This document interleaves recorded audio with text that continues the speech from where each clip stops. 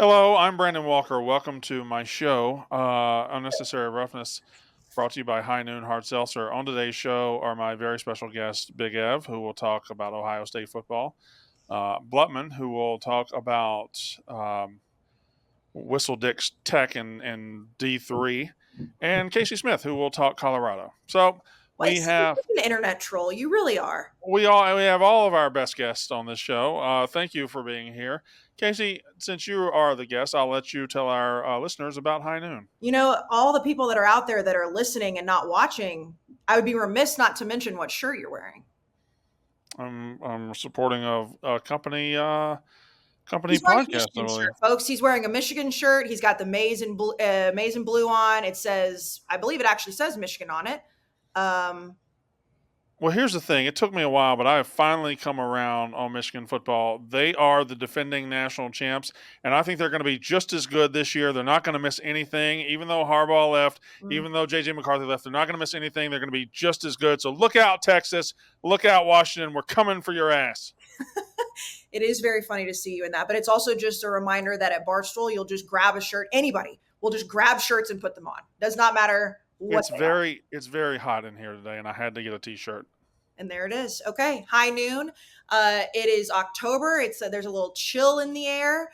Ev, we are headed to Texas though, and I don't know if you've seen how hot it's going to be in Texas, but I looked it up today. It's going to be 98 degrees on Saturday. 98 degrees on Saturday in October, which means those ice cold high noons are going to be phenomenal. We're going to be at the fairgrounds. We're going to be there for OU Texas. We're going to go over to Cosm, and we're going to be drinking High Noon the whole time. 98 degrees, Ev. 98 degrees. It's 98 degrees, Kayce. I'll have a High Noon glued to my hand. Maybe both of them. Maybe each hand, one in each hand. Maybe a tea and then a regular in the other, a vodka in the other. You know, the teas actually will be a phenomenal hit at the fair, because I feel like the fair, I know we're going to have all the different foods. I'm sure you guys are going to try all the fried foods and the turkey legs. Brayden, nothing like a good tea in the South when it's hot. 98 degrees. HighNoonSpirits.com. We'll see you all in Texas. And I'm not looking forward to the heat, but I'm looking forward to that High Noon in the heat. All right, we have several things to talk about. I got some more Would You Rathers today that I put together for just this week of college football. We have who's up the highest, who's down the lowest, and I'd like to do official order of business, and we should have been doing this the entire 5 years of this podcast. We were not. But today I would like to induct a member of the Unnecessary Roughness College Football Guys Hall of Fame. And there are players in college football who become legends within college football. It doesn't mean they're going to continue on to Big Ev already knows where I'm going with this. That doesn't mean they're going to continue on to riches and glory in the NFL. Maybe they will, maybe they won't. I don't care, because in college football they have become a college football guy Hall of Famer. We will like to celebrate those here on this show. There have been many throughout the years. For the first time this year, I have been moved and I've been struck to induct one into this Hall of Fame, and I would like to hear a second after I say it, but I would like to be the first to induct or to nominate Vanderbilt quarterback Diego Pavia into the College Football Guys Hall of Fame. Big Ev, do I have a second? Second, the easiest second. Before you even said his name, I'd seconded already. Yeah, I knew you had it. As soon as it went off in your head, I saw the he's talking about Diego Pavia smile on your face. Oh. Everything about this guy from Saturday when he went out on the field and beat Alabama, to the post-game celebration when he gave a tremendous interview, to the next day when was he on Dan Patrick when they said, "What'd you do after the game?" He said, "I just went to the Barstool bar and got ripped." Yes. So and then went to Barstool with the fellas. Yeah, the fellas. And then the tweet where he was like, "I apologize for cussing." Like he just felt like he needed to tell everybody. And of course, cussing is just a football guy term. Most people say cursing or swearing. He's been electric all week. Yeah, I say cussing. I know. I think it's a Southern thing, because I think I grew up saying cussing, but now I say swearing. But cussing, just it has that extra oomph to it, like cussing. Big Ev, do you cuss or do you curse? I think I do both. Mm-hmm. I'd say I curse, though. I would say curse over cuss. Where's swear? I swear. I would say I swear. Well, which one do you not do? Do you not cuss or not curse? I don't cuss. Do you curse? No, but I don't say that. I say cuss. I don't think the other one's hit. Okay, so if You don't you were curse. to describe the words, you would describe them as cuss Okay. words. Yeah, I don't cuss. No cussing over here. I Okay. don't know if I've ever noticed that. Good for Yeah, you. He since doesn't. birth. Wait a minute. Yeah. Are you do have a streak going? Yeah. How You old am I? However many years? 26. I don't know. You would be the one qualified to answer that question. Right. Yeah, I just gotta think. I'm not a numbers guy. You haven't cussed once in 26 years? No. You've not even tried it? Like, tried Well, it? that's okay. Technically, yes. I said the F word when I was like 11 or 12 because I didn't know what it was, and it said "bleep this truck" on the back. I'm like, yo, what's that word? What does that mean? And then nobody heard me, and I was like, wait, no, seriously, what's that word? And they're like, oh, it means the blah blah blah. And I was But like, as far as outwardly cussing as an expression No. or talking, you have never once cussed. nope, That's one of the most impressive things I've ever heard. thanks. There's no need to. Fuck that.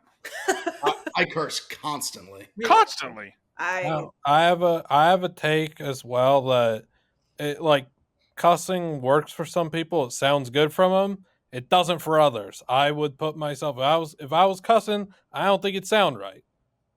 I just don't think I'd be good. I have a take like that. If You you don't know, want to cuss, don't cuss. I don't want to. It never occurred to me, but it was the second you said it, I was like, you know what? He hasn't cursed. No, he hasn't. Very quickly, when he said it, it was about 1 second that I was like, he hasn't.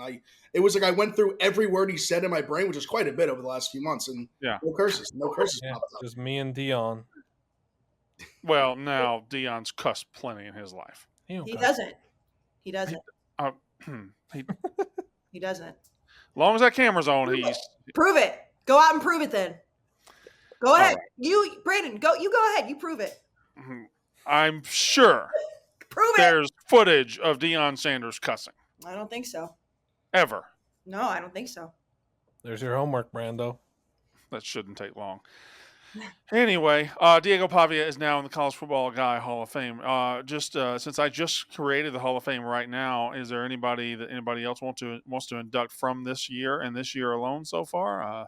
Certainly, there's a lot of guys that would be in our College Football Guy Hall of Fame that might not be in other halls of fame.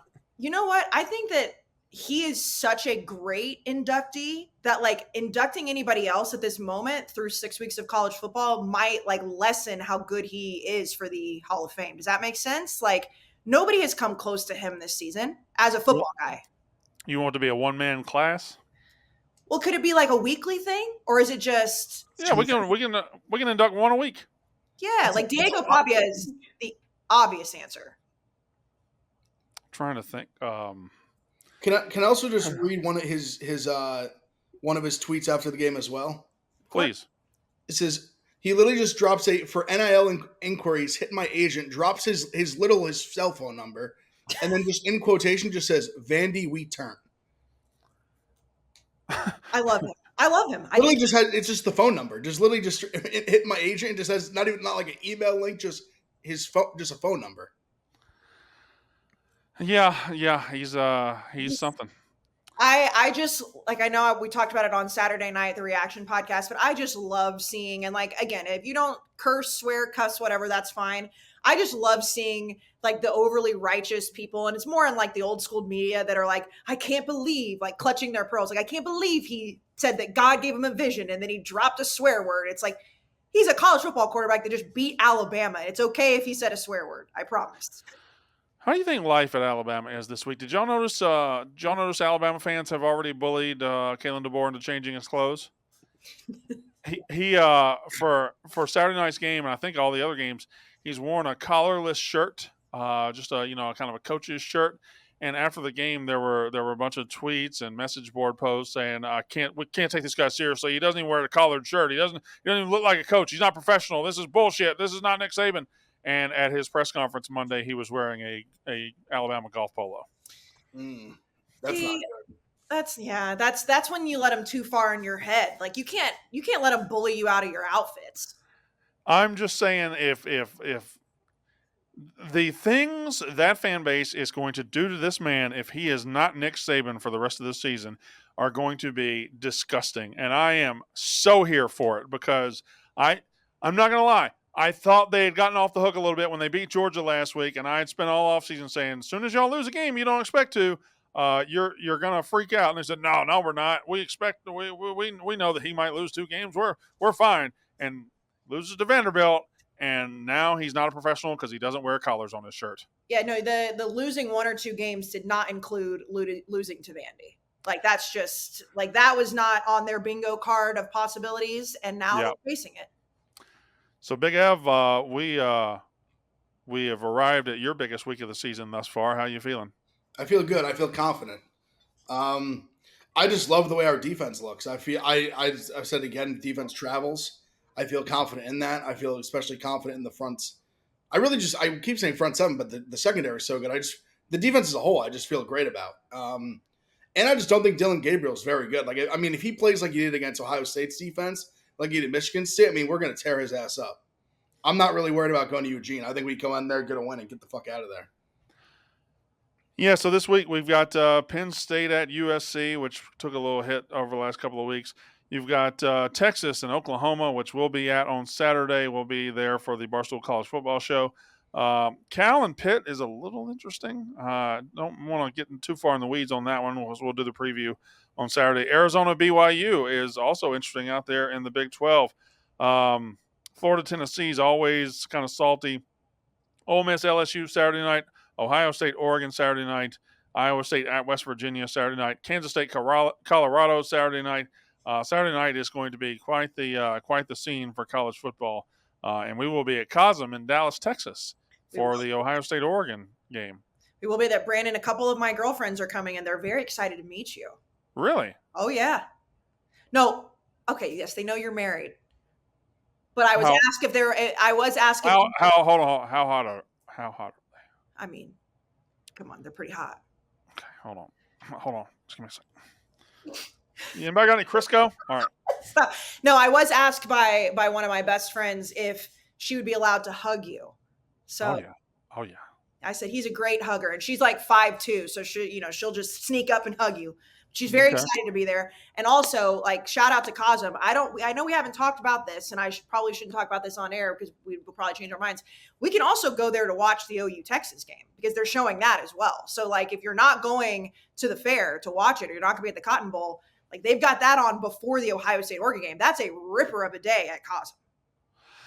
Yeah, no, I would suggest if you're in the Dallas area and you don't have tickets to the Cotton Bowl, or you don't want to sit in 1,000-degree heat for the Cotton Bowl, check them out at COSM. Although I'm sure they're already sold out, but the fact that it's going to be 100 degrees is just. My high says 93, which is plenty hot.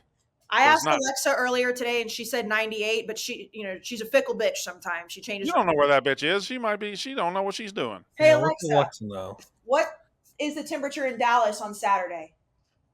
On Saturday, oh, it's 96 now. That's a high of 96 degrees Fahrenheit. Who do y'all trust more, Siri or Alexa? Neither. I don't think I use Siri enough. I don't use either ever. Correct. I sometimes use Alexa for my my Bluetooth speaker. I'll say, Alexa, play some Garth Brooks or something.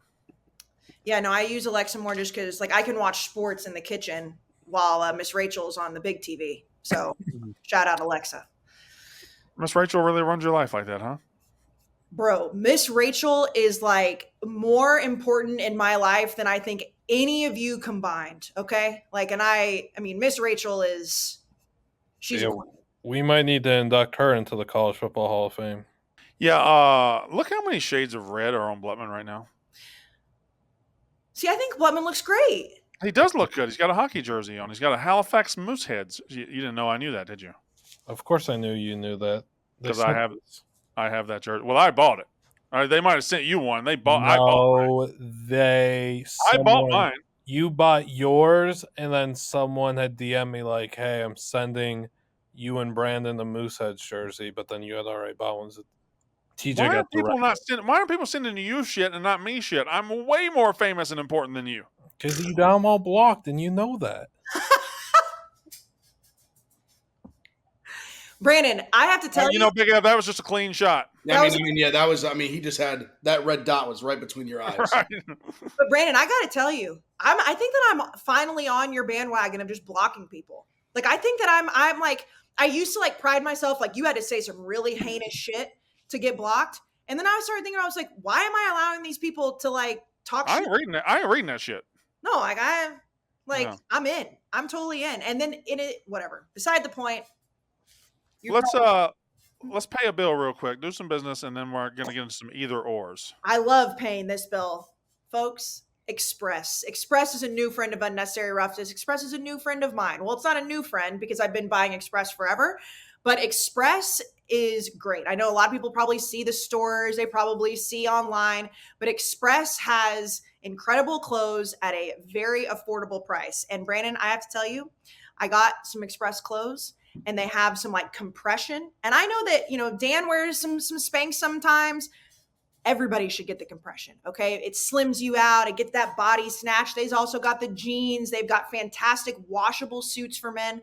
And Brandon, I know you're dropping some weight. You need some new clothes. Go to Express.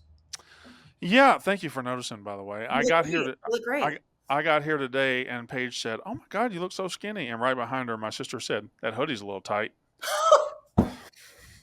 Well, that's what Express, my hoodies are a little tight if you can help me out. Well, they have those, and they also have the perfect cotton collection. They've got tees, tanks. It's premium. It's super soft, and it's also just very comfortable to wear all day, but looks really good. Like Express are the type of clothes that like it looks like it's way more expensive, but also uncomfortable, and it's neither. It's affordable, and it's also very, very comfortable. You can wear it all day. They've got breathable, easy care, stretch. Brandon, stretch. So your sister won't talk shit. They've got the stretch. And then the modern tech suits are very popular because they're machine washable. You can wear them again and again, and they're wrinkle resistant. So it's an elevated look that looks so easy. And I feel like on Saturday, obviously like when we're on the show, we're wearing our sponsored stuff. But Brandon, I've got a tank top that's going to fit in the Texas heat from Express, and it's a heater. I'm just saying. I'm excited to be wearing my Express. If you're listening right now, if you're watching, go to express.com, or you can go in stores. Use code Kayce, Kayce, and you get 20% off your purchase. Like I said, in store, online. They've got next day shipping. It's everyday outfits, Brandon, but they look so nice. And the jeans, which I will also be wearing on Saturday, they make your ass look nice. Make that ass pop. Who doesn't like that, Ev? Everyone likes a nice ass pop. Who doesn't love a good ass, Brandon? Express can make that ass pop, but also for guys, they have incredible clothing. Again, comfortable. Wear them all day and you look great. We love Express. Code Kayce, Kayce. I just got the most hyper direct craving for a food I've ever had. I just want some loaded baked potato soup right now. Brandon, That's a thing. I had that for lunch today. It's so good. Yeah, that's a thing. It's so good. You never had potato soup? No. And they got the bacon bits in them. They got really the good. cheese. It's really put some good. hot sauce in it. If you get some good, you put hot sauce in everything. That is true. But baked potato soup hot sauce is not weird. Like you don't like anything spicy. Oh. It's a little weird. I'm a All right. Soup guy. Oh, what now? Matzo ball soup. I like matzo ball soup, also with hot sauce. Never had it. Never thought of that, but I might try that. It's very good. Give it a try. Big Ev, what's your favorite soup? Pretty plain Jane, probably like a chicken noodle.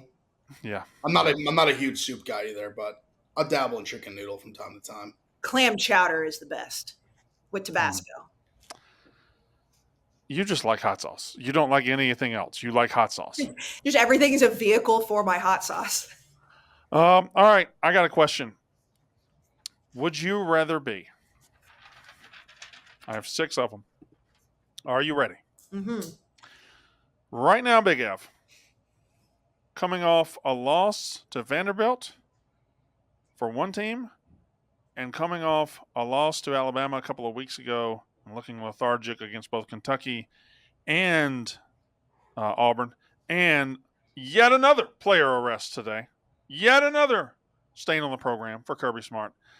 Going forward this season, and this season alone, would you rather be Georgia or would you rather be Alabama? Wow. It's a great question, Brandon. Thank you. I didn't think you were going to go that direction. I thought you were going to go. You know what? I think I'm going to say Alabama. That might sound crazy. But I think from what I've seen overall, I think I believe in them more. And that sounds nuts considering they just lost to Vandy. And not only lost to Vandy, lost them straight up, like we said. Lost them plain, just as raw, real as it gets. No fluke, no injury, nothing. They just got beat. But Georgia's just been underwhelming too many times now. Where Bama, to me, they were really underwhelming. I'll say twice. South Florida, they were underwhelming until the final 7 minutes. But Georgia, I mean, the Kentucky game underwhelming. Obviously, Bama underwhelming. Even the Auburn game this last week, I was very underwhelmed by them. I think they didn't cover. They ended up winning by, I think, 18 or something like that. But I don't know. Carson Beck just looks not – I don't know. He doesn't look like the guy I thought he was going to be or the guy I felt like he was last year. And you know what? As much as, again, they just lost to Vanderbilt. I keep saying it, but I think I still believe in DeBoer more as like just an X's and O's coach than Kirby. So I'm going to say Bama. Yeah, their schedule, they've got Oklahoma, they got LSU, they have Tennessee. All these one-loss teams that are more beatable than what Georgia's got at Texas, and they got at Ole Miss, they got Tennessee at home. I don't know. One could argue that out of every game they played so far, I think they played 5. Georgia's had 2 good halves this year. The second half against Clemson, and the second half against Alabama. Like, against Auburn, they just weren't. Auburn's terrible. They weren't impressive. They weren't impressive against Kentucky. They weren't impressive in the first half against Alabama. So I don't know. I'll give my answer in a minute. But Blevin, would you rather be Georgia or Alabama going forward? I mean, this one's really tough. Neither of these programs are currently in a state of tranquility, and I'm not sure where to go. I'm not sure where to go here, Brandon. My biggest issue with Georgia on field, I mean, I'll say this too: the off field stuff's an absolute joke, and it needs to, like, something needs to be done about it. I don't know what can be done about it, but it doesn't affect that team at all because it happens every single week, and nothing's going to change in the locker room with how players feel or coaches feel. That means nothing as to how this team's going to perform, and that's a pretty sad statement. They're 93rd arrest of the season of the year, and ain't nobody like care. There's no second. Well, I'll say it, anything. Blevin. I'll say it for you. You want to say it, but you're not saying it. What? What can be done about it is them stepping up and saying, Kirby Smart, you're fired. You run an outlaw program, and you run a program that is just not responsible for these guys, and something is rotten in this program. That will never happen in a billion years because Kirby Smart wins, and that is more important than having players that don't run afoul of the law. That is more important to college football fans and to the college football universe than having players that don't terrorize the fucking town that you're in. So the answer is you get a new coach who will take care of these things. But the reality is that will never happen in a million years because Kirby Smart's a very good football coach at winning games. Continue. Correct. It's not even like, it's just so sad and pathetic. Nonetheless, I want to talk about the offense because that's been the reason why Georgia is so underwhelming. This offense reeks, and it's unimaginative, and it all goes to all the blame needs to be going to Mike Bobo. It shouldn't be going to the players because they are littered with talent at skill possessions. Carson Beck is very talented. Arian Smith, Dominic Lovett, Bell, ETN, Robinson, they are so talented. And it doesn't matter. They have 3 great tight ends, and none of it matters because the offense that they are running is so bland and dumbed down and boring. They got to figure that out, man. If there was any substance to the offense, any sort of glimmer of light, I would roll with Georgia. I think I'd have to go with Georgia and just bank on that. I don't know because I think Alabama's in an awful spot too. The defense stinks. Kayce Smith, would you rather be Georgia or Alabama? I would rather be Alabama. Obviously, losing to Vanderbilt is like just a statement, something that's going to be said forever. The fact that Georgia, and I keep going back to this, and maybe in a few weeks, like I'll stop talking about it, but just the way that they lost that game against Alabama, and I realized that they made a comeback, but there's something wrong. And like Liam said, the offense is just kind of stinky. But going down 28-0, and then all the off the field stuff, and like, don't get me started on the fact, again, I know, like, listen, crime is crime, and I get that, but there are levels to this thing, and like what Colby Young is being accused of and like got arrested for, of like assault on an unborn child, like that's just a fucking bad person. Like that's not just like, you know, the speeding and the driving and the reckless, like that's bad enough, and like nothing's being done about that. Like this is a horrible human being, and the fact that this culture looks this way, like I don't care if you're winning. Like I understand people can look past some speeding tickets, or look, like what Georgia has right now is a real problem. And, you know, I see a lot of people like joking online, like, well, look what happened with the Florida team in 2007. It's like, no. Like, at what point do we separate like human beings and like real problems? Georgia has a real problem because it just keeps happening. And these guys don't think there's going to be any punishment. With even all that aside, I'm still taking Alabama. I believe in Kalen DeBoer. I think they're going to bounce back. That game, they were just outmatched from start to finish. I don't anticipate seeing that moving forward. I think that Georgia is rotten at its core right now. And that if Kirby Smart doesn't do something, both on the field and off the field, that program is going to explode very quickly. And I think Alabama just had a loss that they wish they could take back. They'll be fine moving forward. Yeah, I guess I'm just going to attack it from a football perspective only because everything you said about Georgia is right. But I think this season I'm probably taking Georgia because everything Blutman said about Georgia's offense being uninspired and not very good is kind of true about Alabama's defense. The last 6 quarters we've seen Alabama play defense, they have been fucking awful at it. Georgia's offense isn't great, and they just went up and down the field in the second half of that game. Vanderbilt offense isn't great. It's fine. They went up and down the field. Like, you're going to run into some a lot better offenses than those two over the next 7 or 8 weeks. And they have the bigger problem of if Kirby Smart loses another game, it's a big bummer for Georgia fans. But they're not going to run him out of town on a rail. If Kalen DeBoer loses another game, they don't expect to, the heat that man is going to get in his very first season, the fact that even when he's losing this game, Saban's like sitting up in the stands. Like there's the angel of the one who gave you the job is literally just sitting on your shoulder saying, I wouldn't have done that. Like this guy is too. This guy is up against the biggest machine of assholes you've ever seen. And if he loses one more time, it's going to be unleashed and it's going to be fucking nasty. It's going to be exactly what I said was going to happen. And they got some losable games. They got to go to Knoxville, Tennessee, a pissed off, embarrassed Tennessee program. I'm just saying, look out for Kalen DeBoer. I don't think this is going to happen. I really don't. Can you imagine if he lost the Iron Bowl too this year? Like, can you, like, if he, like, let's say they get don't tempt me with a good time. They get it back together and, like, you know, they go and they take care of business and somehow they lose to Hugh Freeze. Like, Tuscaloosa will, like, literally chase that man out of town with pitchforks. That would be hilarious because I think they would. I think they would do with like torches and pitchforks, and they just show up at his house. Can you imagine the calls that would be on Paul Feinbaum if that happened? Like, it's already happening. Oh, I know. I sent it in the group. The legend, I think, is his nickname. Unbelievable. And I'm not a Paul Feinbaum like show person. Like, that's just not entertaining to me. But I will listen to those clips day in and day out, and boy, are they funny when Alabama's mad. All right, undefeated. Top 5 Big Ten teams not named Ohio State. One plays Ohio State this weekend. One plays them very, very soon. Would you rather be going forward this year, Big F, Oregon or Penn State? I actually don't have to think about this too much. I think I'd rather be Penn State. I think they're a more complete football team. I like their defense more. I like their quarterback more. I like their physicality more. Just across the board, I just think they're an overall better football team.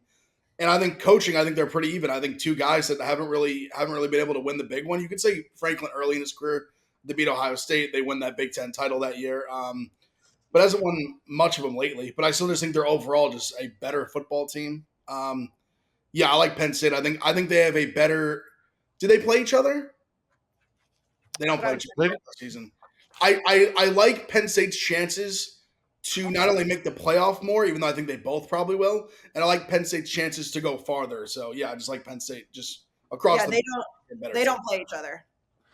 Blutman, Would you rather be Penn State or Oregon? I think both these teams exit the season with just one regular season loss. So Both that to Ohio makes State this or what? both to Ohio State? Yeah. Okay. I think we talked about it a little briefly earlier. I think there's two great teams in the sport, and everyone else just kind of like good. It's Ohio State and Texas, and then the rest right now. If it's Penn State and Oregon had to, it's a joke. First of all, that Oregon's jumped up to the number 3 ranked team in the country. Absolute and utter joke by that. There's nothing they've done this year to warrant that ranking at all. What a joke. Dylan Gabriel it needs to be talked about much more on a national scale. He's one of the most disappointing players in the country this year. His accuracy has just taken a dip. His decision making is beyond pathetic. The 2 interceptions that he threw against Michigan State, he's bailed out that they're such a better team than Michigan State and could just waltz down the field with these and force turnovers and take control of that game.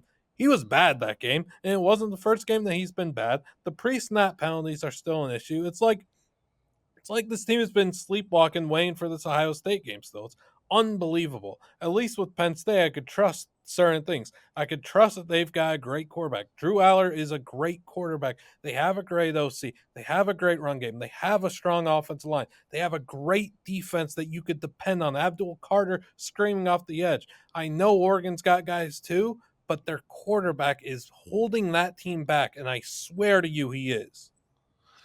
Kayce, would you rather be Oregon or Penn State? I've heard these arguments and I agree to a certain point. I just like when you talk about somebody that's holding back, and I understand that they don't have to play Michigan this year, but as long as James Franklin is the head coach at Penn State, I think he is going to hold them back from getting over that next hump. And I don't know if it's a mind block, but I do feel like a lot of Penn State fans feel the same way. Dylan Gabriel has not looked good. And I had Dylan Gabriel as my Heisman preseason. Like, I've been disappointed in his play. Dan Lanning has never won the big one, but I still think that there's something about this Oregon team that the reason that they've been able to hang in when they've made some big time mistakes is because they have the talent there. And Penn State has it too, but Penn State still has James Franklin. They both have to play Washington. I don't think that's going to be an overly easy game for either one of them. And both their schedules are pretty even. Like, I think like Oregon has to play Michigan, I think. Like, I'm not worried about that. Other than that, like, I think that going forward, both of these teams are going to be in the mix. They're both going to lose to Ohio State, but I'm still going to give a little bit of the edge to Oregon simply because I don't believe in James Franklin. I think Dylan Gabriel will figure it out. I think Dan Lanning will figure it out. And I just don't believe in James Franklin. I just don't like the guy. All right. Well, I'll just go Penn State. I think they're a better team. What? Are you still going or going on to the next topic? Well, I was trying to go, but you stopped me. I sound like next topic. Sorry. Go. What? I made a mistake. Go. What happened? I was going to add on a thing about Oregon. I'm staring at him right now. I was going to add on a thing about Oregon because I thought Brandon said just Penn State, and he was going on to the next topic. I wanted to talk about it, so I made a mistake. No, go ahead. Go ahead. Oh, sorry. I just wanted to emphasize the fact that Dylan Gabriel, while completing 77-78% of his passes, is still being looked at as such a disappointment, and that really emphasizes the fact of how pathetic he's been, how he is a check down merchant, how he is not seeing guys open downfield. It's beyond pathetic. That's all I want to say. I'm sorry. May I talk now? Yes, I'm sorry. So you don't have to say you're sorry. No, it's just the guy. The guy's out here. Blumman, I got a problem. I don't even know what my word means. I don't even know what my word means. What is it? My word. I know you said your word. Yours was way easier than my word. Yeah. I gotta say it in a sentence, Kayce. Well, I just want to know what it is, so maybe I can help you out. I'll slide it in here. Okay. Give me Penn State because I think they're a better team. Their defense is very good. Oregon's solid, but again, I like Aller better than Gabriel. Everybody's already said everything I'm about to say, so I'm not going to get into the onomatopoeia of all of it. I just am. That is not how that works. No, it's not. I don't know what it means. It's something with pronunciation, right? Zoom, vroom. That's onomatopoeia. A word that sounds like it. All right. Who would you rather be? Would you rather do an ad right here, or would you rather me keep going?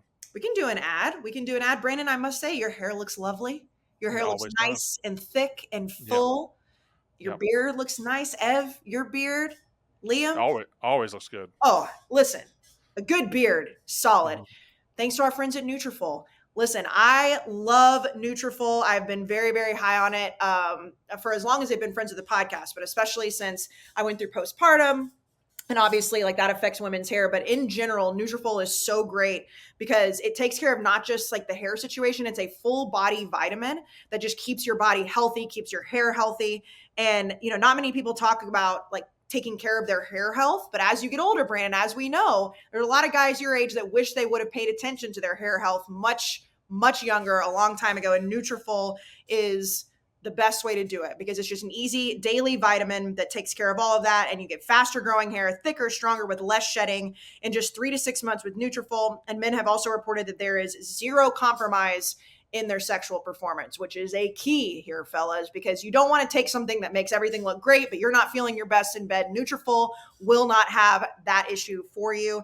And many people don't know what to do, so they just kind of push it to the side. But Nutrafol has been tested by so many dermatologists and stylists that you can trust them because over 4,500 healthcare professionals stand by the ingredients of Nutrafol. Again, it helps that healthy head of hair and your whole body, and it's easy. You don't have to go to a doctor. You don't have to do any of that, Brandon. And you know what? As somebody that has as good a hair as you should let the people know that Nutrafol is just great for that head of hair. People, Nutrafol is great for that head of hair. So take your first step towards achieving your hair growth goals. For a limited time, Nutrafol is offering our listeners $10 off your first month subscription and free shipping when you go to Nutrafol.com/men and enter the promo code UR. Find out why 4,500 healthcare professionals and stylists highly recommend Nutrafol for healthier hair. That's Nutrafol, Nutrafol.com/men, promo code UR. So use both Nutrafol.com/men, promo code UR. Go get that healthier hair. It helps your whole body. It helps your confidence, and your sexual performance will have zero compromise.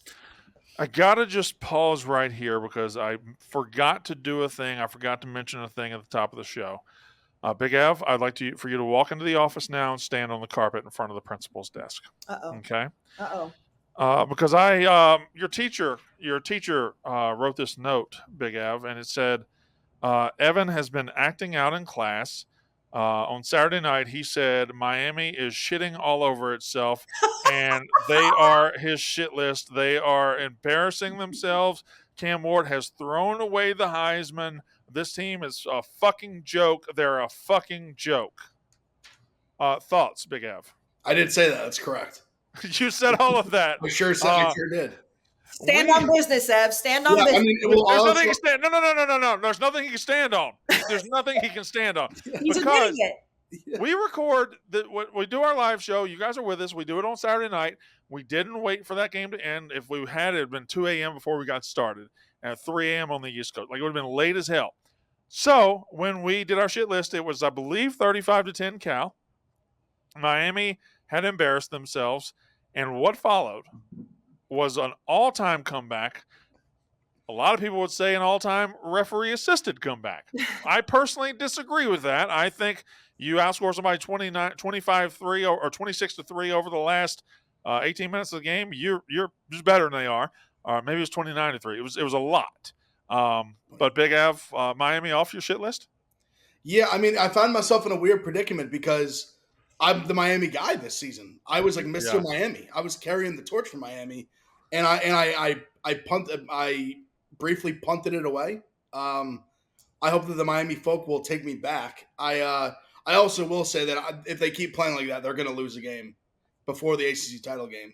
And I think that was more even my bigger point was that I think in the midst of it, it was getting worse and worse. And I believe when I decided to add them to my shit list, it was 30. They were down 35-10 in the third quarter, like in the middle of the third quarter. I believe Cam Ward has some magic. I mean, they were down 17 to Virginia Tech. It's unbelievable what they keep doing in these second halves. He threw for 277 yards and 3 touchdowns in the fourth quarter. Yeah, Heisman's back on. I mean, Heisman's potentially back on. May I ask a question about that? Because Brandon, I saw you kind of going back and forth with some Miami fans, and like I found myself asking, like watching the game too. Like, if you have a moment like that, which he had an unbelievable fourth quarter, like absolute Heisman moment. If a guy like that, though, is the reason or a lot of the reason they're in a deficit like they were, like, don't they kind of cancel each other out? No, I don't think so. Because at the end of the day, this sport's about one thing only: winning the game. And how you get to winning the game doesn't really matter as much as the fact that you just do it. Did he put him in a hole? Did he throw a really terrible pass there in the second quarter? Yes. He wasn't the only one to put him in a hole. No, Like, the no. defense played poorly, and he did do his part. But he fucking came out of that locker room, grabbed the team by the fucking throat, dragged them across the line.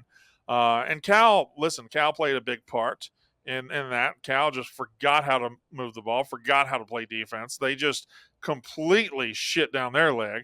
And then the refs call. Listen, I was very fine in the moment, and I am fine now, them not calling that targeting, because there were some indicators. Yes, he did leave with the helmet, but I thought the contact didn't really rise to the level. Most of the contact was with the shoulder. And if a team has made a 20-point comeback, and if a game is hanging in the balance in the fourth quarter, I don't want a referee's flag to decide it. I just don't. And if that means, not calling a call that would have been called at a normal time, I don't know. I just don't want a referee to decide this game, and I was glad they didn't. Miami still had to go 92 yards in less than 2 minutes, and they did it with ease. So I did not worry about the targeting. Is anybody else just mad that they didn't call that targeting? No, because you're right. Like, if it was an egregious, like the guy was clearly trying to target, then that would have made me feel different. But it is one of those things where it's like that is technically the definition of targeting. But I was happy that they didn't call it too. I'm sure there's a lot of Cal fans that disagree with that, but as an unbiased fan, I was very happy that didn't decide the game. At that point, you're Cal. You have already blown a huge lead. You punt it to the 8-yard line. Like, you have 2 minutes. You got to stop them from going 92 yards in 2 minutes. If you can't do all that, a ref's not going to save you. Miami still had all 3 timeouts. Who knows what would have happened? But anyway. Well, they also, that drive, they hit like an 80-yard screen the first play of the drive. Immediately. And it wasn't even a screen, Big Ev. It was just literally one play later, the U.S. like, all right, like, game's over. They're going to score. They just didn't cover the best receiver on the field. Yeah, crazy. Yeah, the only gripe that Cal fans and anyone else that was like wanting the refs to get involved there, the only gripe you have is the ineligible men downfield on the Miami game-winning touchdown pass. That's the only gripe you have. The targeting thing doesn't matter. That's 2 players trying to make a play, a game-winning or game-changing play. And what happens. The targeting rule's a joke, first of all. Nobody's actually, like, at the end of the day, when someone commits targeting, how many people are actually trying to target and injure someone? Nobody. It just happens. It's a violent game. A player made a great play to keep his team alive, keep their season alive, quite honestly. He makes the play. Who cares? Get on with it. And they got on with it. They made the right call. Well said. Just really quick, though, Ev, I got to know your thoughts on our guy, Michael Irvin, on the sidelines, just straight up and like. That was wild. That was crazy. He was just in doggy style. Like, what were we doing there? Yeah, he's a passionate man, I suppose. I mean, that is crazy. The man cares about Miami. He cares about Miami football, and I do appreciate that was in the third quarter.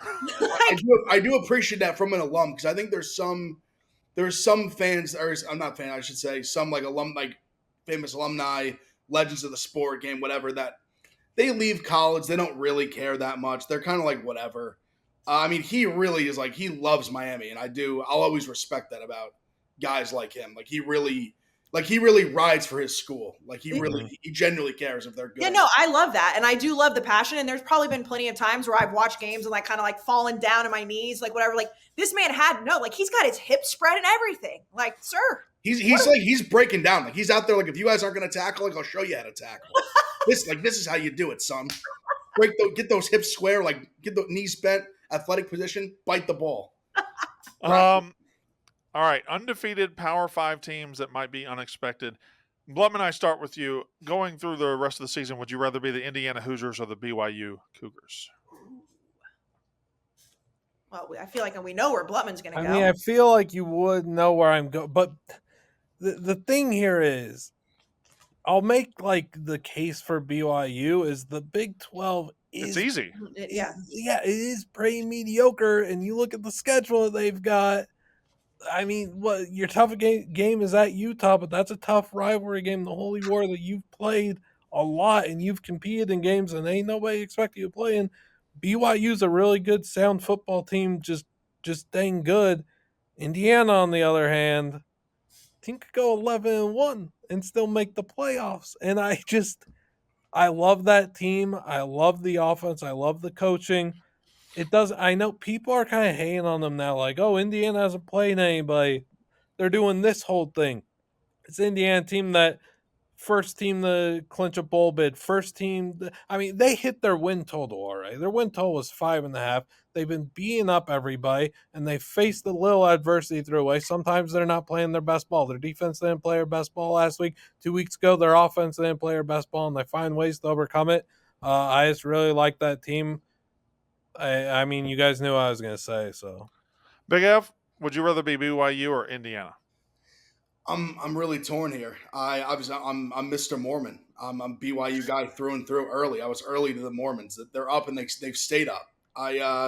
There's part of me that worries. I think it's Indiana might be a better team, but they're different because I think Indiana's deep. I think Indiana's offense is much better. I think BYU's defense is much better. I like BYU. I think has obviously a better chance to win the conference. I think that's pretty obvious. But I think, like, if they don't win it, I don't think they're going to get in the playoff. Whereas Indiana can lose to Ohio State and still get in the playoff. I'll ride with my guys BYU because I really think it's them or Iowa State is going to win the Big 12. And I'm an Iowa State guy too, but I'll say BYU. I'll say BYU's more up. Right, Indiana's remaining schedule. Indiana 6-0 right now. They're off this week, and then they have Nebraska at home. They have Washington at home. They go to Michigan State. They have Michigan at home. They go to Ohio State, and they have Purdue at home. Very, very friendly last 6 games. But even for the Hoosiers. Washington's a tough ass game too. Yeah, Washington's not easy. I think BYU. I'll say I'm firm on BYU. BYU's my answer. Kayce, would you rather be BYU or Indiana? Well, you talk about schedules. Like, I'm going to take BYU because, again, we've said with the Big 12, but when you look at BYU's schedule, they're coming off of a bye. They've got Arizona, Oklahoma State, at UCF, which is not like UCF is just fucking terrible. Another bye at Utah, Kansas, at Arizona State, Houston. Like, you want to talk about a friendly schedule. Like, it's absolutely BYU.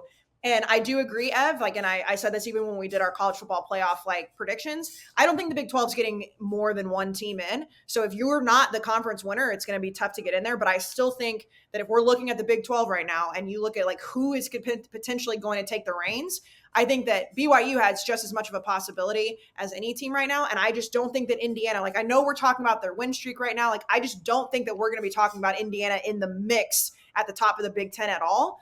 And I don't think Indiana's going to make the playoff. Like, I think that they're going to end up losing enough where everybody else in the country is going to win just a little bit. So I'm going to say BYU, but I don't really like either one of them to make the playoff, to be honest. All right. Two more. What's your answer, Brandon? Indiana's a better team. I'd rather be Indiana. BYU has a better chance to win their conference, but you don't have to win your conference. Like, if Indiana goes 11-1, like, if they go 11-1, which is possible, I think they'll probably end up 10-2. But it's possible they go 11-1, they're going to be in the playoff. I agree. It's just period. And their path to 11-1 and BYU's path to a conference championship are probably equal. And I just think 6 of one, half dozen of the other.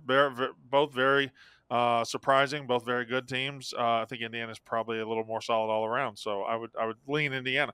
2 more, and this one's good. I'm kind of an asshole for putting y'all in the spot. Big F, going down the stretch of the season, would you rather be the 5-0 Army Black Knights? Oh, Brandon, don't do that. Or the Navy Midshipmen? Also, this is easy. Nah, I know it's always Army, baby. I grew up about 45 minutes from West Point. I'm an Army through and through. I also just when I look at them, I think Navy. Well, I'll say not thinking Navy has probably played better competition so far. They probably played better teams. The Memphis win is probably the best win amongst them. Army's been pretty dominant though. Army, I think I like Army's defense more. And their offenses, I mean, unbelievable. I mean, Bryson Daly's incredible. I love that guy. Love watching him play. And he can really throw the ball. Like, I think he can throw the ball better than an Army quarterback really I can remember maybe in my entire life. can throw the football. Yeah, I really like Army. I love their potential. I've said I really think they have a really, really good shot to beat Notre Dame. That American, I mean, if both of them run the table, that American Conference Championship game could be just like all time playing for a playoff spot, basically. But yeah, I'll go Army. Army all day. Blutman, Army or Navy? It's actually a no-brainer for me. I think one of these teams is a top 5 team in the Group 5, and I don't think the other one is. The one that's not has Tulane on their schedule in addition to Notre Dame, and everyone's just sitting here acting like Navy's going to run the table.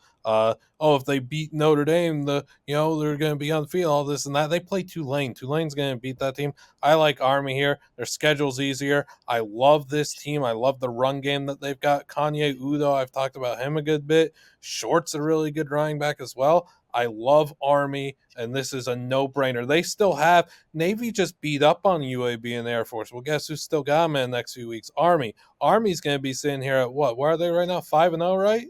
Mm-hmm. Army's going to be sitting here in a few weeks at 6-0, 7-0, 8-0, 9-0 going into Notre Dame. Easy. Kayce, would you rather be Army or Navy? Well, first and foremost, I'd like to say God bless the troops. I love both. I always support the troops. I'm also taking Army. And everything that's been said, I love Jeff Monken. I know that when we go cover that game, there's always the excitement around it, and his speeches alone get me fired up. But they actually have a team to back it up this year. And I know Navy has obviously played well. They're 5-0. But Army just has that feeling where it's this is a real team that going into the Army-Navy game, this team is not just playing to win that game and then go into the offseason and be like troops. They're ready to play in the postseason. And I just love Jeff Monken. He makes me want to run through a brick wall. Also, shout out Captain Kuntz. Ask me. Brandon, Army or Navy? So, Big Ev, you said Army, and Blutman, you said Army, and Kayce, you said Army? Yes. I'm going to go with both because some things are bigger than football, folks. I commend these young men for their service, and I could give a shit if they're 5-0 on the football field because I love one thing more than I love football, and that's America. And shame on all of you for picking sides of these great, incredible young men that have chosen to represent our country. Shame on all of you. You're such a panderer. Yeah, I don't care. Army's a better football team. Go Army. Yeah, here's the thing. And I get it. Army's been impressive. I don't want to poo-poo Army because what they've done is good. Navy's beating the shit out of everybody they play. Yes. I don't know that you understood what I just said. No, I did. It was just right.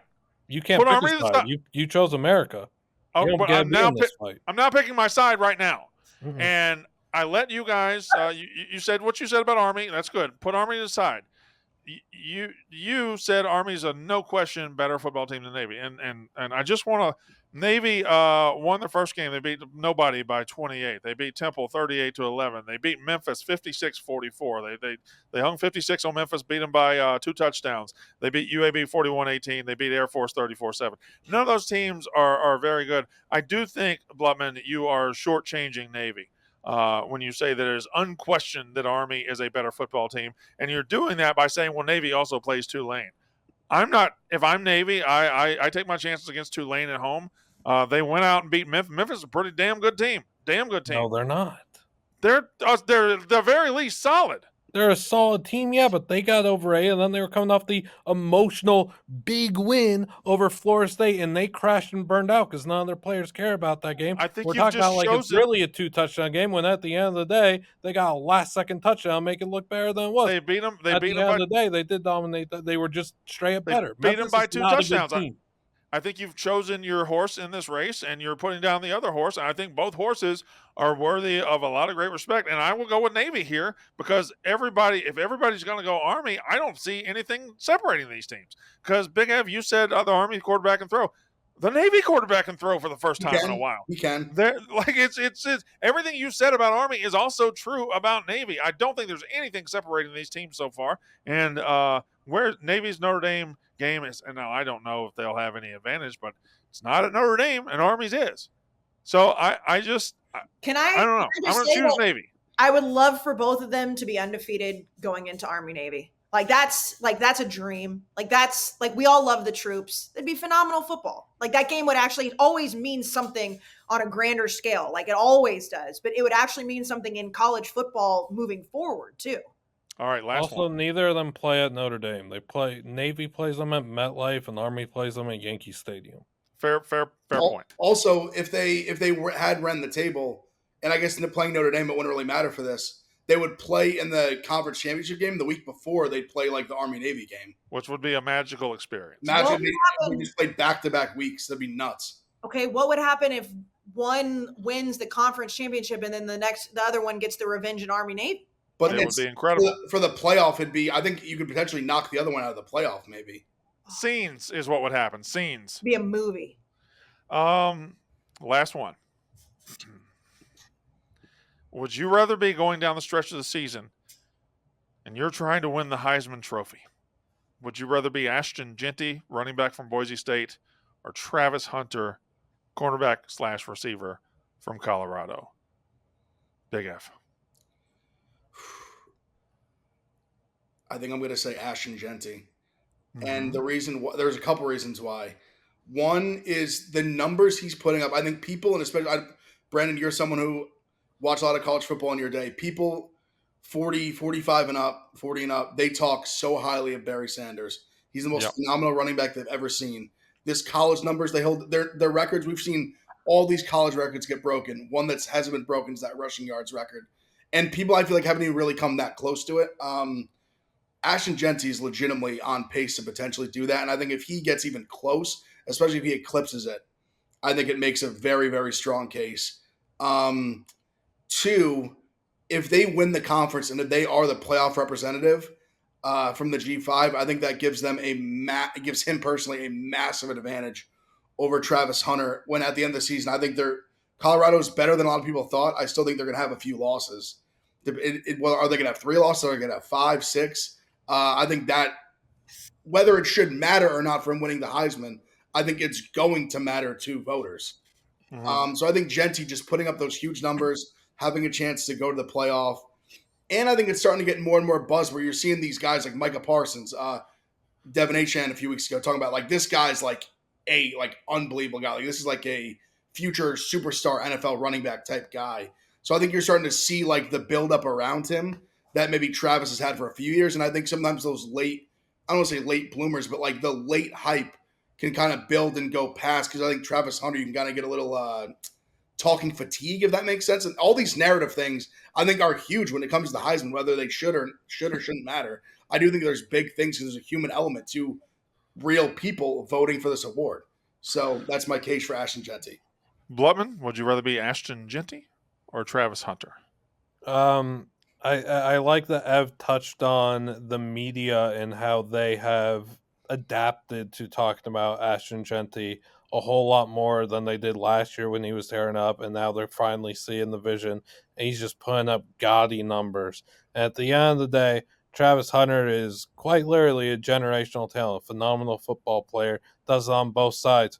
The numbers, though, he's not touching these historic numbers that Ashton Jeanty is about to hit. He is on the cusp of touching numbers that Barry Sanders has had etched in the sport forever. Ashton Jeanty's getting there. He is running. If he rushes for 10 yards a carry for the rest of the season, his number goes down. That is unbelievable. His yards per carry would go down. He's going to score, 40-ish touchdowns? He's going to run for, 26, 30-ish we're going to hope for? We're going to hope he breaks the record? It has to be him. There is enough steam backing him, and we know week in and week out, the competition he's facing is just, it's the Mountain West. He's facing Group of 5 talent. And nobody could tackle this guy because his contact balance is special. His strength is superhuman. Like it's Ashton Jeanty. It's no question. This guy will be the Heisman winner. Kayce, would you rather be Ashton Jeanty coming down the stretch or Travis Hunter? Well, from a physical standpoint, I'd rather be Ashton Jeanty because as we've talked about a lot with Travis Hunter, and he's been fine thus far. We're going into October 12th and he's healthy, but playing both sides of the ball the way that he does week in and week out is, eventually you think it's going to have to physically catch up with him. But I don't think that it's an easy answer. Like, I understand what you're saying. He's going to break these records to me. And I understand there's going to be a little bit of bias with Colorado because I like Colorado, but Colorado is going to be consistently on the national stage every single week. So every single week, those games are going to be highly watched. Everyone's paying attention. And if Travis Hunter continues to play the way that he has, like whether it's fatigue or not, he is going to be on a bigger stage. And this is no disrespect to Ashton Jeanty, because what he's doing is phenomenal. But like, he is in the Mountain West, and a lot of people aren't going to be tuning into those games the way that they are with Colorado. I think that plays a part in it. And on top of that, like, a running back winning the award in the past seemed a little bit more reasonable. This guy is going to shatter records. He's unbelievable. I'm not taking anything away from it. But if Travis Hunter continues to play at a level that we have never seen a college football player play on offense and defense at the same time, stay healthy, and is playing for a team that the entire country watches because of Dion and Shador, and moving forward, obviously Travis Hunter too, like that, to me, I would rather be in that position, because no one's ever done what he's doing. And if he continues to stay healthy and he does it all year, that to me is going to be more stand out-ish than somebody who plays in the Mountain West who's putting up crazy numbers as a running back. Brandon, who would you rather be, Travis Hunter or Ashton Jeanty? If we gave away the Heisman right now for a performance already this year, Ashton Jeanty is the winner, no questions asked. Yeah, who would I rather be going down the stretch of the season? I think I'd rather be Travis Hunter. He will be in more marquee games, and Ashton Jeanty has one thing working against him. So long as he is otherworldly and putting up ridiculous numbers every week, he has nothing to worry about. But because he plays in a group of 5 team, because he plays competition that will be looked down upon, the second he has a 19-carry, 72-yard game with 1 touchdown, he might be out. He might be out because his numbers do have to be otherworldly to overcome the Power 5 bias. Travis Hunter just has to suit up. He just has to play. Like, he can go out. He plays receiver for the offensive snaps. He can have 8 catches for 80 yards. He can play solid cornerback. He just has to be on the field. The only thing stopping him is that 1 game or 2 games where he might miss because of his usage rate being so high. If he fights through the usage rate and plays every play, he literally just has to play every play because his spectacularness will shine through anyway, whereas Jeanty is going to be held to maybe an impossible standard going down the stretch of the season. That's what I say. One more thing with Jeanty, I think is huge, that having the Oregon game in the back pocket already for him, I think is massive. Because anytime someone says you played nobody, well, he went to Oregon and ran for $190 and 3 touchdowns. He also did it against Washington. I don't think Washington State is a nobody either. No, he put 259 on them. Yeah, like he's played 2, and I know Washington State's technically not a Power 5 team, but they kind of are. Like, right? So I mean, they're at least 100%. They've been at that level. So there's also, and I mean, I know that there are some very competent Heisman voters for sure, but like, there is an element, and we've seen this every single year, that like sometimes like we're all shaking our heads like, what are these voters looking at? Like, there are voters that are very casual college football watchers, and they're probably not sitting down watching Boise State every single week. Colorado is always going to be on that national stage, even if they start to lose, because people want to hate watch. So I completely agree with you, Brandon. As long as Travis Hunter stays healthy, that to me is the key here, because I don't know how a human can physically do what he's doing. Colorado also probably needs to get to 9-3. Go Blevin.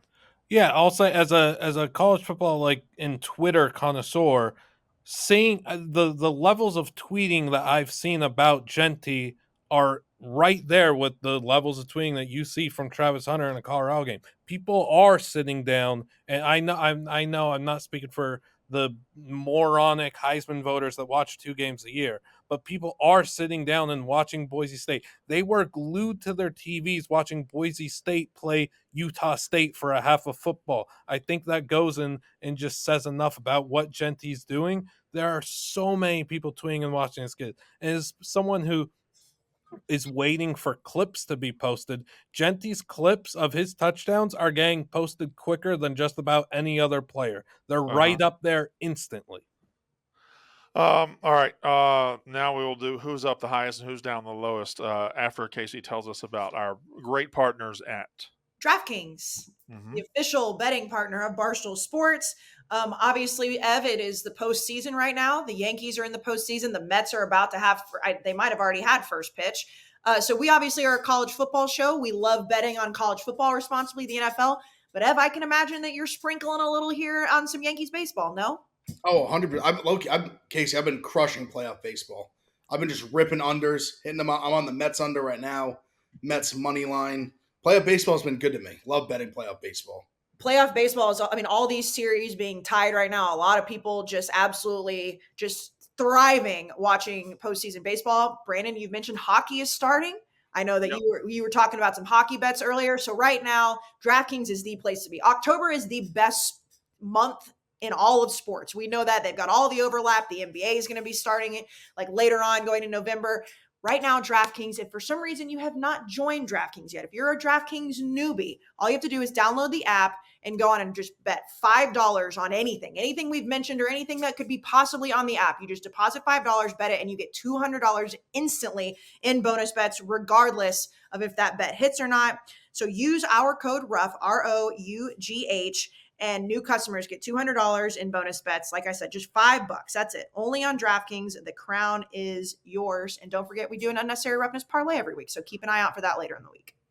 All right, let's. I think our answers have all 4 of our answers have kind of dragged on today, so let's tighten these answers up going forward. That's also me saying I got Express jeans. Tighten it up. that's also me saying I got to get the fuck out of here in about 11 minutes. So, Big F, in this great country of ours, who is up the highest? I mean, it's hard not to say Vanderbilt after a week like that. If Diego Pavia should just be sobering up right now. It's Yeah. I mean, it's Vanderbilt. I mean, just they're a school who just got the biggest win in the history of their program, unequivocally, undebatable, the biggest win maybe they'll ever have. I hope they continue to rise to greater heights. Shout out Vanderbilt. I'm sure Nashville is rocking, but yeah, Vanderbilt is the chalk answer, but it's just the clear to me, the obvious easy answer, Vanderbilt. Blutman, who's up the highest right now? You've muted yourself. You're muted. Sorry. Uh, I want to bring this game back up, the Syracuse UNLV game, and just give Kyle McCord his credit. He is just blistering through the competition and really, he's looked so good, so much different than he was at Ohio State. I want to give credit to that offense and what they're doing.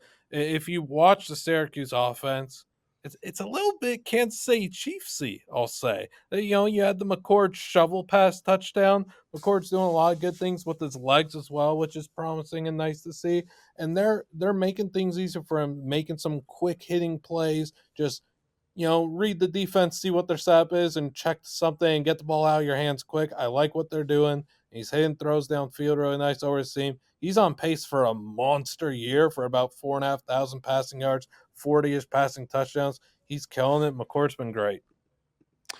Kayce, who's up the highest right now? It's absolutely Vanderbilt and Diego Pavia, but because Ev already said that, I'm going to go for a 1-2 punch here. I think it's the Texas Longhorns and the Ohio State Buckeyes, because I think the whole country right now, is looking at this and saying, okay, like we know Ohio State had an easy schedule, fine. We know Texas hasn't really played a lot of competition because Michigan just isn't very good. But the way that the whole country watched what happened last weekend, and you can put those two on a different level, like I think that they are riding very, very high going into an incredibly important weekend, especially for Ohio State, because I do think Texas is going to kill Oklahoma. But that game is always crazy. That's a rivalry game. You can throw everything out the window. Both those teams going into this weekend with a lot of confidence. If I had to choose one of them, I do think it's Texas because the SEC just imploded on itself. All right. To me, it's Vanderbilt's money-making machine. Vanderbilt's NIL wing, Vanderbilt's whoever's taking in the money over there, because I don't know if y'all have seen this, but Vanderbilt is holding an auction. It might not be Vanderbilt the school. It might be the NIL program, might be their collective, might be whatever. They're holding an auction for memorabilia from Saturday night. I'm just going to read off the prices. It's so funny. You can have a personalized game helmet from the Vanderbilt game over Alabama. You can currently have that at $7,090. That is the current winning bid on that. You can have a personalized, and I don't know if all these are bids or if some of them are buy now, so I'm just going to say, you can have a personalized game pylon from Vanderbilt against Alabama for $880. You can have a personalized game pylon number 3 is $880. Personalized game pylon number 1 and number 4. Number 1 is $1,000. Personalized game pylon number 4 is $840. Personalized game pylon number 2 is $1,000. Personalized game ball number 1 is $2,525. For $1,005, you can have a 4-inch piece of the field goal goalpost for $4,000, you can have an 8-inch piece of the goalpost, which makes me wonder, Big Av, if I want a piece, do I pay $1,000 for a 4-inch piece or $4,000 for an 8-inch piece? I think I'm just going with the 4-inch piece. I mean, we know quite a bit about 4-inch pieces, Brandon. That's true. I'm very familiar with a 4-inch piece. Yeah. Yeah, that I'd be way more comfortable with that. Yeah, for sure. But whoever is taking the calls this current week, getting funds for Vanderbilt, is having the easiest stretch of his or her job he's ever had. Ever. He doesn't even have to call out. He just has to sit there with his cell phone. Hello, how much? Yes, thanks. That's it. Congratulations to Vanderbilt, because it's the biggest week they've ever had. Incredible. Now, before we do who's down the lowest, I bought a bag of pork rinds. I'd like to eat them. May I? You may, because you are never down bad when you're eating pork rinds, Brandon. I assume you've got the spicy dill. Is that what we got there? I have the what do I have? The sweet barbecue. Show the fine folks on the screen what color it is. Purple, right? It's the purple one? Purple, yep. Oh, yum. Yep. Okay, so pork rinds. Look into the bag right there. Boy. Sweet barbecue is good. It hits in a great way. I again love the spicy dill, but they've got the hot. Listen to that crunch. That's some ASMR. We love it. Porkrinds.com. The Southern Recipe Small Batch Pork Rinds. They are our best friends when it comes to snacks. We love them. Under 1 carb in every single serving. So essentially no carbs, tons of protein, but still tastes like that great snack that'll just satisfy your hunger. We love everything about pork rinds. Go to porkrinds.com for your tailgates, for sitting on the couch, for sitting in a studio, for car rides, road trips. Porkrinds.com will absolutely have you covered. They fill you up too. Like, that's the best thing. It's not just like, okay, you've got to eat a whole bag and you're still hungry for more. They're a great snack. They taste great. Make sure you got some water next to you, because that seasoning will just makes your mouth water, but you need the water, Brandon, because pork rinds are just that good of a snack. Yeah, they're great. They're terrific for football. They're terrific for, I use them as my driving home snack between work and getting home. And they're terrific for that. Pork rinds are fantastic. Yeah, they're guilty free. Like, I use them as, like, I'm in the middle of the day and I just need something to satisfy my hunger, but I don't want to feel bad about it. Open up a new bag of spicy dill, hot honey, sweet barbecue, the plain, the salt and pepper. They got them all. Porkrinds.com. Big Ev, in this great country of ours, who's down the lowest? There's a few chalk answers. I went chalk for the who's up, so I'm gonna go a little off the beaten path for who's down. Who's down bad? It's UCF, Brandon. UCF is down tremendous. I mean, they were in a spot where they had this incredible comeback against TCU. They're back. The Big 12 is cannibalizing himself. Is there a lane for UCF? What do? 14-point favorites get smoked. Yep. Smoked by Colorado. Then they followed that up by being favorites at Florida, and they got their ass beat. The score ended up being a little closer than the game was. I mean, they got their ass beat pillar to post against Florida. Florida kicked their ass in Gainesville. UCF is down tremendous. I thought they maybe had a shot to do something in the Big 12. They stink. UCF. They stink. Blutman, who's down the lowest? I feel bad that you guys talked about this earlier. It's me, because I was also trashing on Miami so much on Saturday night. Brandon, you even allowed me a victory lap on Cal.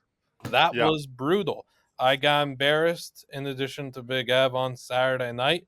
And Miami shut me up with a great comeback. Cam Ward played a perfect second half. Cal's defense was focused on the after party. Just a tough look. It's me and Cal and Big Ev. It was a tough Saturday night. But you're Miami, Ev. Yep. You. Kayce, who's down the lowest? I mean, maybe it's chalk. Maybe it's the right answer. Maybe it's both. It's absolutely Alabama fans. And I think Alabama will be fine moving forward, but they are just not used to this, especially the younger ones who, grew up loving college football because Nick Saban was their head coach. And to not just lose a game they're not supposed to lose to Vandy, who, when we do, and I know Ev, like you said, Mississippi State was the worst team, but we all were like, oh, it's easy, Vandy. As long as Vandy's in the SEC, they're always going to be the worst team in the SEC. They're clearly not. They beat them from kickoff to the end of the game. They played a better football game. They were better coached. Clark Lee just absolutely coached his ass off. We've talked a lot about Diego Pavia, but Clark Lee is a clear winner too. For Alabama to lose to Vanderbilt, that just does not happen. It probably will never happen again as long as these two teams are at the caliber that they are. Alabama fans don't know how to handle it. And they wouldn't have known how to handle it if Nick Saban was there. I don't think it would have happened if Nick Saban was there. So they're down bad. The calls on Feinbaum, like we talked about, the tweets, everything. They just don't know how to handle a loss. Kalen DeBoer is probably absolutely miserable in that town right now. The players, we saw them acting up on the field. We've seen everything. Like, this is just not Alabama's cup of tea. And they're feeling it hard. They're feeling it hard. You just don't lose to Vanderbilt. And they got to watch all the viral clips of the goalpost, the whole thing. It's Alabama. Brandon, who's down the worst? Georgia lost last week. But I think at the end of the day, they can look in the mirror and say, we lost, but I think we still got a lot to play for. We're still a very good team. Alabama lost to Vanderbilt. I think they can still look in the mirror and say, you know what, but I think we still got a good team. Tennessee lost at Arkansas. I think they can look in the mirror and say, boy, we got to get better offensively, but I think we're still a good team. That's not the case in Columbia, Missouri. They not only had their hopes dashed when they went down to College Station, they had their worst fears realized. Not only do we lose the game, we're not good. We're not a good football team. We don't belong on the same field as A&M. We got our ass kicked. There's losses you can take, and you just got to pick yourself up, clean yourself off, and get back out there because you're a good team. Missouri's not a good team. And the fear was after they struggled with Boston College, after they struggled with Vanderbilt, that they weren't that good. But as long as they take care of business against A&M, everything's right. Well, they did the opposite of taking care of business. They got taken care of from moment one. There's losing and knowing you'll be okay, and then there's losing and knowing everything you hoped about your team was right was wrong. That's where Missouri fans are right now. They stink. They know they stink, and there's nothing they can do about it. I love that one, Brandon. Was that noise here, or was that noise at one of your places? It was here. It was Mets just hit a big home run. Oh, okay. Then we have a Mets fan making noise here? No, they're testing something on the court. I heard what you're hearing. Oh, okay. I just assumed. Right. I mean, my office would be going berserk if I was this. So No, there was nothing from the cave. Or not. They are. The cave's going nuts in New York. Yeah, not our cave. Our cave's dormant right now. No, it'll be hyped tonight, though, for FIU Liberty. Over, baby. Over 54 and a half. Over. Can I give players to watch? We do that next show. Yeah, but we got Tuesday and Wednesday football. You have 30 seconds. Heck yeah. Tonight, I would tell you to watch Can Salter, Liberty quarterback, but you already know to watch him. So number 21 in the program, Trayon Sibley, look out for him. A big play machine at receiver for Liberty. And then on Wednesday, when you're watching Jacksonville State, I want you to look at the edge of that defense, and I want you to lock in on number 30, 5'10", 260-pound edge rusher, J-Rock Swain. Best in the biz. All right. Lord Jesus. We'll be back Thursday to preview Ohio State, Oregon, to preview Ole Miss, LSU, to preview all the games and give you all of our categories. Until then, one more reminder, this weekend Barstool College Football Show at the State Fair of Texas at 12:30, 2 hours before kickoff. So come see us if you're going to the Cotton Bowl for that game. And that later that night, come see me and Kayce and Big Ev and is the special guest coming? Coming. Oh, okay. Wow. You just said who it was. Okay. I was being coy about it. I wasn't going to say who it was. Oh. Yep. All right. So our special guest, who knows who it could be? Who knows? Saturday night in Cosm in Dallas, Texas. Come see us for that. We'll be doing the Ohio State-Oregon game, watching it along with you, and then be doing our reaction show live from Cosm Saturday night. Until Thursday night when we meet again, that's Unnecessary Roughness.